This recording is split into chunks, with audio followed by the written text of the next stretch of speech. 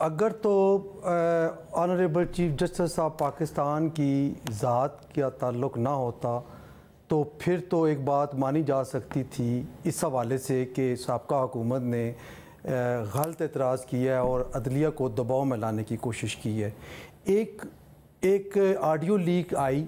उसमें उनकी मोहतरमा साहिद साहबा का एलिजिडली ये कहा गया कि उनकी आवाज़ थी और वो किसी से बात कर रही थी। तो यही प्रेस में भी यही आया, इलेक्ट्रॉनिक मीडिया में भी यही बात आई कि उनकी खुश दामन है। तो एक अगर शक है तो फिर उसकी क्लैरिफिकेशन के लिए वफाकी हुकूमत ने एक कमीशन मुकर्रर कर दिया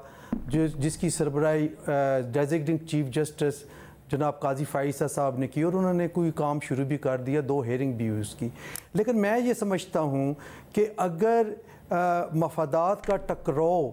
की तारीफ़ को उस तनाजुर में देखा जाए तो फिर जब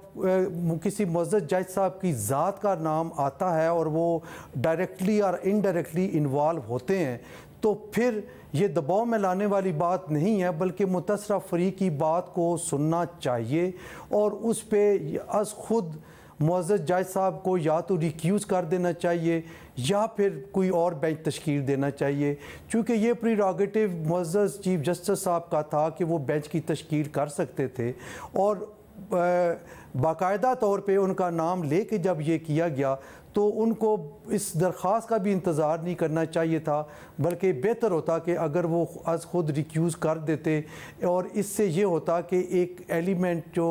रहता था कि ये गैर जानबदार और गैर जानबदार अदलिया है और गैर जानबदारी की तवक्को की जा सकती थी, वो होता तो वो मुनासिब था।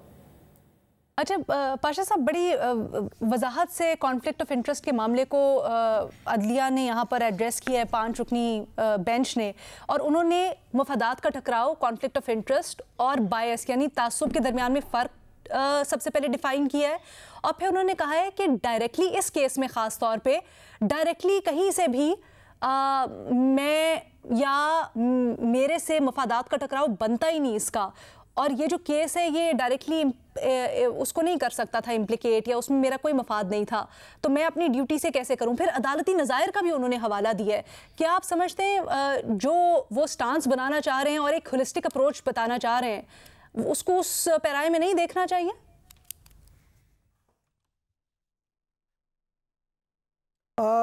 मैडम शेख, बुनियादी तौर पे मैं समझता हूँ कि कोई इसमें शक नहीं है कि चीफ जस्टिस साहब की जो ज़ातियात की बात नहीं है इसमें, ना उन्होंने ख़ुद कहीं की ऐसी स्टेटमेंट दी। ये था कि उनकी खुशदामन थी, रिश्ता था, गो के उसके वो पाबंद नहीं है, वो इंडिपेंडेंटली अपना डिसीजन ले सकते हैं। माजी करीब में आपको याद होगा कि चीफ जस्टिस इफ्तिखार मोहम्मद चौधरी साहब के बेटे का केस आया तो उस बेंच में चीफ जस्टिस साहब ख़ुद बराजमान हुए, तो फिर ऑब्जेक्शन आ गया और उन्होंने कुरान पे हाथ रख के कहा कि मैं बिल्कुल किसी उसमें नहीं आऊँगा अपने बेटे के हवाले से, लेकिन अल्टीमेटली उनको बेंच से रिक्यूज़ करना पड़ा। तो यही बात आल दो कि वो उसके किसी भी किरदार के ज़िम्मेदार नहीं हैं, वो इंडिपेंडेंट कैपेसिटी में, वो जवान है, बालग है, वो कोई बात कोई हरकत करता है तो उसका खमियाजा चीफ जस्टिस साहब को नहीं भुगतना पड़ता, लेकिन उसके बावजूद बेटर सेंस जो प्रिवेल की, उन्होंने अपने आप को रिक्यूज़ कर लिया और जस्टिस जवाद ख्वाजा ने फिर उस बेंच की सरबराही की थी और वो हेयरिंग की थी। कतई नज़र इसके कि उसका फैसला क्या हुआ, लेकिन ये एक ताज़ा तरीन नज़ीर आपको पाकिस्तानी अदलिया की ये मिलती है कि इफ्तिखार मोहम्मद चौधरी साहब ने अपने बेटे के केस में रिक्यूज़ कर लिया था।